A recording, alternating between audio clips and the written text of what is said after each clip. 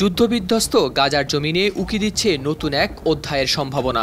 দীর্ঘ ১৩ মাসেরও বেশি সময় ধরে চলা গাজা যুদ্ধ শেষ হওয়ার পর সেখানে প্রশাসনিক দায়িত্ব ভাগ করে নেবে পশ্চিম তীরের ফিলিস্তিনি কর্তৃপক্ষ ফাতাহ ও তার প্রধান প্রতিদ্বন্দ্বী গাজার শাসক দল হামাস।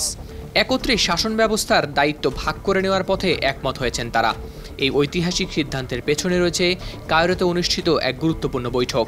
লন্ডন ভিত্তিক কাতারি সংবাদ মাধ্যম আল আরাবি আল জাদিদ একটি নথি প্রকাশ করে দাবি করেছে, গাজা উপত্যকার দায়িত্ব নেয়ার জন্য একটি বিশেষ কমিটি গঠনের প্রাথমিক চুক্তি স্বাক্ষরিত হয়েছে।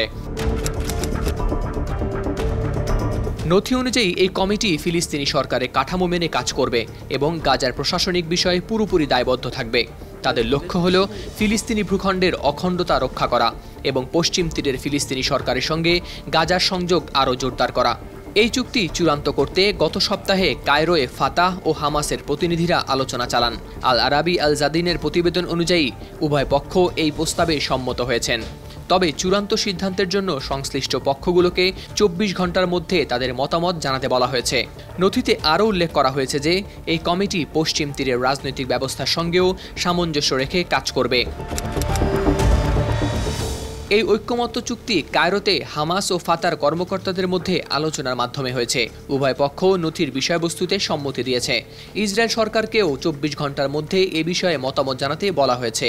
একই সঙ্গে ফিলিস্তিনি কর্তৃপক্ষের সব সংশ্লিষ্ট পক্ষকেও মতামত জানানোর আহ্বান জানানো হয়েছে। গাজার যুদ্ধবিরতির জন্য আন্তর্জাতিক চাপ ক্রমশ বাড়ছে। ফ্রান্স ও যুক্তরাষ্ট্রের মধ্যস্থতায় লেবাননে হিজবুল্লাহ ও ইসরায়েলের মধ্যে যুদ্ধবিরতির চুক্তি কার্যকর হয়েছে। যদিও বিচ্ছিন্ন হামলা পাল্টা হামলা চলছে, তবে আন্তর্জাতিক মহলের মতে পরিস্থিতি মোটামুটি নিয়ন্ত্রণে। সৌদি আরবে ফরাসি প্রেসিডেন্ট ইমানুয়েল মাখো এবং সৌদি যুবরাজ মোহাম্মদ বিন সালমানের সাম্প্রতিক বৈঠকেও গাজার যুদ্ধবিরতির আহ্বান জানানো হয়েছে। মাখো বলেছেন, মধ্যপ্রাচ্যের অস্থিতিশীলতা কমাতে যা প্রয়োজন তা তারা করবেন। হাওলাদার শামীম, RTV।